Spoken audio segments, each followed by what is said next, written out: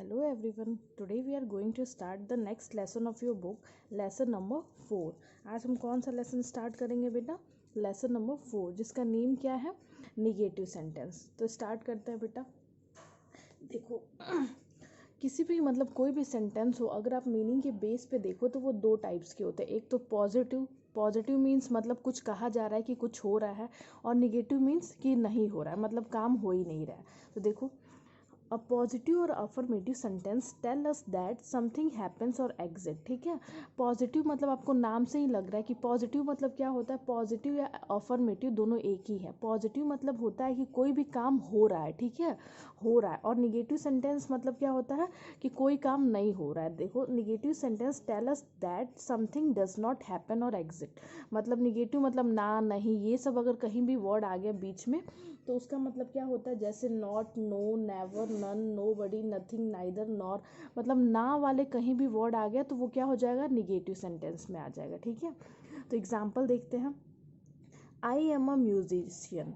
I am a musician. तो देखो, अगर इसको अगर हमें पहचानना है कि ये पॉजिटिव है कि निगेटिव है, तो सबसे पहले देखेंगे कि इसमें मतलब क्या बोल रहा है, कि कोई काम है, कुछ हो रहा है. आई एम अ म्यूजिशियन मतलब वो बोल रहा है कि मैं क्या हूँ, म्यूजिशियन हूँ. अब तुमको इसका निगेटिव बनाना होगा तो क्या यूज़ करना होगा, कहीं ना कहीं नॉट, नो, ये सब यूज़ करना पड़ेगा. तो I am not a musician, तो ये क्या हो जाएगा, निगेटिव हो जाएगा. ठीक है, तो समझ में आ गया बेटा. देखो, ये देखो, negative sentence lesson number 4. On the basis of the meaning मतलब मीनिंग के बेस पे सेंटेंस दो टाइप के होते हैं. पहला तो होता है पॉजिटिव सेंटेंस, या उसको अफर्मेटिव सेंटेंस भी कहते हैं, और दूसरा होता है निगेटिव सेंटेंस. पॉजिटिव सेंटेंस में बताता है कि समथिंग हैपेंस, मतलब कुछ हो रहा है. ठीक है, निगेटिव नहीं बोलता है किसी के बारे में, बता रहा है कि समथिंग हैपन और एग्जिट, मतलब कुछ काम हो रहा है, कोई कुछ कह रहा है, मतलब हो रहा है, पॉजिटिव वे में हो रहा है. निगेटिव में क्या होता है, समथिंग डज नॉट हैपन, मतलब इसमें बताता है कि कुछ नहीं हो रहा है, ना नहीं वाले वर्ड्स आते हैं. जैसे एग्जाम्पल देखो, आई एम अ म्यूजिशियन, इसमें सिर्फ पॉजिटिव बातें बोली गई हैं. किसी के बारे में ऐसा बोला कि हाँ मतलब वो कुछ बोल रहा है, पॉजिटिव ही बोल रहा है, आई एम अ म्यूजिशियन. तो अगर इसको आपको निगेटिव बनाना होगा तो क्या करोगे, नॉट का यूज़ करना पड़ेगा. I am not a musician. ठीक है, तो देखो बेटा, कुछ रूल्स होते हैं. अब आपको मान लो आ गया, कुछ आ गया कोई सेंटेंस, अब आपको उसको निगेटिव में चेंज करना है तो आप कैसे करोगे. तो उसके लिए कुछ रूल्स होते हैं, तो घबराना नहीं है. अब आप क्लास 5 में आ गए तो थोड़ी बहुत तो मेहनत करनी ही पड़ेगी बेटा. ऐसे भागते हुए तो नहीं, मैं शॉर्टकट नहीं पढ़ा सकती. आराम से इसको अच्छे से पढ़ो. ठीक है, तो देखो, कुछ रूल्स होते हैं कि कैसे हम अफर्मेटिव हो या पॉजिटिव को निगेटिव में चेंज करते हैं. ठीक है, तो मैं एक बार आपको ऐसे, टेंस बहुत इंपॉर्टेंट है. मैं हमेशा कहते आई हूँ कि ग्रामर का जो मतलब होता है ना, ग्रामर की जो आत्मा होती है वो पूरा क्या है, टेंस है. तो अभी से मैं आपको हल्का हल्का इसके बारे में इंट्रो देती रहूँगी. जब टेंस का आएगा क्लास तो आपको बहुत ज़्यादा डिफ़िकल्टी नहीं होगी. ठीक है, तो देखो बेटा, मैंने क्लास 4 में भी बताया था कि टेंस कितने टाइप्स के होते हैं, 3 टाइप्स के. Present simple, past simple, future simple. ठीक है, तो देखो, अब कोई आ गया हमारे पास सेंटेंस, तो हमें पहचाना, क्योंकि सबको चेंज करने का अलग अलग मेथड है, सबका अलग अलग रूल है कि किस में क्या यूज़ करते हैं निगेटिव बनाते वक्त. तो सबसे पहले हमको क्या पहचानना पड़ेगा कि वो प्रेजेंट सिंपल में है, पास्ट सिंपल में है, या फ्यूचर सिंपल में है.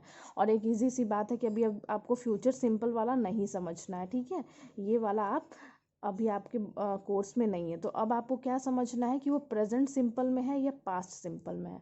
और ये पहचानना इसलिए ज़रूरी है ना बेटा, क्योंकि सबके रूल्स अलग अलग हैं. अगर हम पहचान लेंगे कि ये प्रेजेंट सिंपल में है तो हम उसके वाला निगेटिव में जो यूज़ करते हैं वो यूज़ करेंगे. अगर पास्ट में पहचान लिए तो पास्ट वाला यूज़ करेंगे.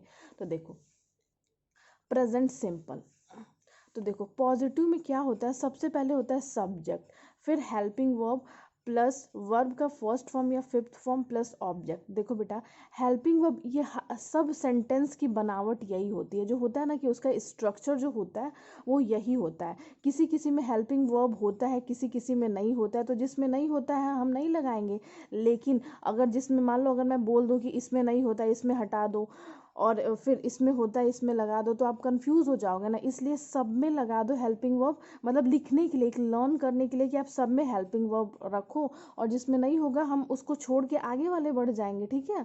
तो देखो सब्जेक्ट हेल्पिंग वर्ब, तो प्रेजेंट सिंपल में हेल्पिंग वर्ब नहीं होता। देखो मैंने यहाँ पे क्रॉस का चिन्ह लगाया है, मैंने इसलिए लगाया ना बेटा हेल्पिंग वर्ब यहाँ पे, क्योंकि जो सारे पूरे जो हम पढ़ेंगे आगे टेंस में, तो वो सब में पूरे एक ही स्ट्रक्चर से मैं आपको पूरा एक्सप्लेन कर दूंगी। तो अगर ये कहूँ कि इसमें लगता है इसमें नहीं लगता है तो ज़्यादा या लर्न करना पड़ेगा आपको। तो इस वजह से मैं सब में लिख रही हूँ हेल्पिंग वर्ब, किसी किसी में होता है किसी किसी में नहीं होता है, जिसमें नहीं होता है हम उसको स्किप करके आगे बढ़ जाएंगे। तो देखो प्रेजेंट सिंपल या पास्ट सिंपल में हेल्पिंग वर्ब नहीं होता है पॉजिटिव के सेंस में, ठीक है, ये हेल्पिंग वर्ब नहीं होता है। देखो मैंने क्रॉस का चिन्ह लगाया, तो देखो सबसे पहले हम सब्जेक्ट देखेंगे, हेल्पिंग वर्ब है तो ठीक है देख लिया, नहीं है तो छोड़ देंगे। फिर उसके बाद देखेंगे वर्ब का फर्स्ट फॉर्म या फिफ्थ फॉर्म, फिर क्या देखेंगे ऑब्जेक्ट। अब देखो वर्ब का फर्स्ट फॉर्म या फिफ्थ फॉर्म ये तो मैं आपको बता चुकी हूँ, लेकिन फिर भी एक बार देख लो।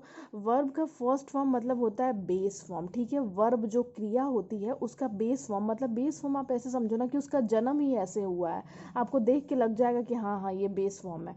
और फिफ्थ फॉर्म क्या होता है, बेस फॉर्म में एस या ई एस जोड़ते हैं, ठीक है, समझ में आ जाएगा अभी। अब देखो इसका अगर हम निगेटिव बनाते हैं तो subject plus helping verb plus not plus verb का फर्स्ट फॉर्म प्लस ऑब्जेक्ट। देखो हेल्पिंग वर्ब बेटा आप लोग समझ रहे हो, देखो दो टाइप के वर्ब होते हैं, ठीक है, एक मैं यहाँ पे आपको एक्सप्लेनेशन दे रही हूँ। वर्ब दो टाइप्स के होते हैं मेनली, ठीक है, एक होता है हेल्पिंग वर्ब, एक होता है मेन वर्ब, ठीक है, मेन वर्ब, ठीक है।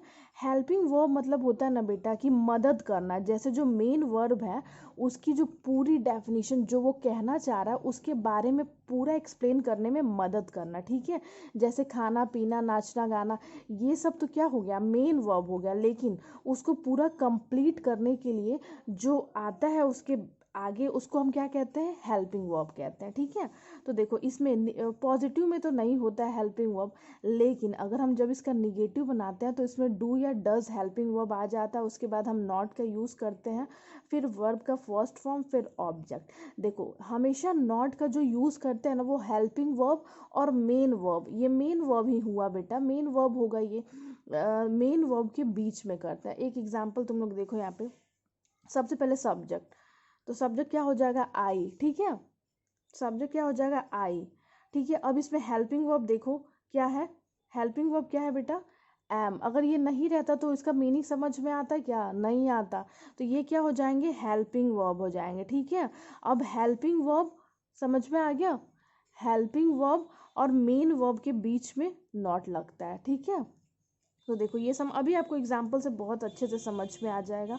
ये देखो, देखो अब हमें समझ में आ गया ना। अब देखो कोई भी एग्जाम्पल हम लोग के पास दिया हुआ है, ये तो समझा दिया मैंने कि प्रेजेंट सिंपल में क्या होता है, सब्जेक्ट हेल्पिंग वर्ब इसमें होता नहीं है तो इसको छोड़ के हम आगे बढ़ेंगे। अब वर्ब का देखेंगे, वर्ब को देखेंगे कि फर्स्ट फॉर्म में या फिफ्थ फॉर्म में, फिर ऑब्जेक्ट को देखेंगे, ठीक है। तो ये मैंने एक्सप्लेन कर दिया। निगेटिव में क्या होता है, हेल्पिंग वर्ब की हेल्पिंग वर्ब इसमें क्या होता है, डू या डज होता है, ठीक है, निगेटिव में डू या डज होता है, ठीक है।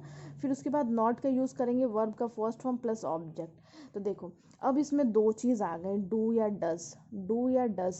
अब देखो बेटा घबराना नहीं है बिल्कुल, पढ़ना तो पड़ेगा ही, अभी नहीं पढ़ोगे फिर आगे क्लास में पढ़ोगे, इससे अच्छा थोड़ा बहुत ले लो ताकि आगे क्लास में आपको इजी रहे। तो देखो डू या डज दो दो है बेटा, ठीक है। अब हमें पता करना है कि डू या डज हम कब लगाएंगे। तो मैंने आपको बताया था बेटा पर्सनल प्रोनाउन जब मैंने पढ़ाया था तो मैंने बोला था कि 3 प्रकार के होते हैं पर्सन। पहला होता है फर्स्ट पर्सन, मतलब जो बोलता है उसको फर्स्ट पर्सन बोलते हैं, जो सुनता है मतलब आप लोग सुन रहे हो तो आप क्या हो जाओगे, सेकंड पर्सन, और थर्ड पर्सन क्या हो जाएगा, जिसके बारे में हम बात कर रहे हैं, मतलब निगेटिव सेंटेंस के बारे में आज हम बात कर रहे हैं, तो थर्ड पर्सन क्या हो जाएगा, लेक्चर हो जाएगा हमारा निगेटिव सेंटेंस। फर्स्ट में क्या हो जाएगा, मैं या हम लोग, मैं या हम, ठीक है, हम बोलते हैं तो। और सेकंड में क्या होता है, जो सुन रहा होता है। तो देखो थर्ड पर्सन सिंगुलर, मतलब जो थर्ड पर्सन तीसरे जो किसी आदमी के बारे में हम बात कर रहे हैं अगर वो सिंगुलर होता है तो उसके साथ हम डज का यूज़ करते हैं, ठीक है। थर्ड पर्सन सिंगुलर होता है मतलब किसी तीसरे आदमी के बारे में, मतलब ना तो मैं जो बोल रहा है वो भी नहीं, जो सुन रहा है वो भी नहीं, जिसके बारे में बात हो रही है अगर वो सिंगुलर है मतलब एक वचन है उसके साथ हम डज का यूज़ करेंगे, ठीक है, ये एक बार आप ऐसे देख लोगे ना बेटा, रट्टा नहीं मारना है, क्योंकि बाद में अगर आपको थोड़ा बहुत कन्फ्यूज़न भी हो तो आप कॉमन सेंस से कर लोगे। ठीक है, अब देखो मैंने इतना आपको क्यों बताया है कि हम क्या करेंगे। देखो ही का आपको पता है बेटा, ही कब यूज़ करते हैं, जब कोई सिंगुलर लड़का हो, मतलब एक लड़का हो तो हम लड़के के लिए ही यूज़ करते हैं। शी कब यूज़ करते हैं, शी यूज़ करते हैं लड़की के लिए जब एक हो। इट कब यूज़ करते हैं, मतलब कोई ऐसे नॉन लिविंग थिंग हो उसके लिए हम क्या करते हैं, यूज़ करते हैं इट।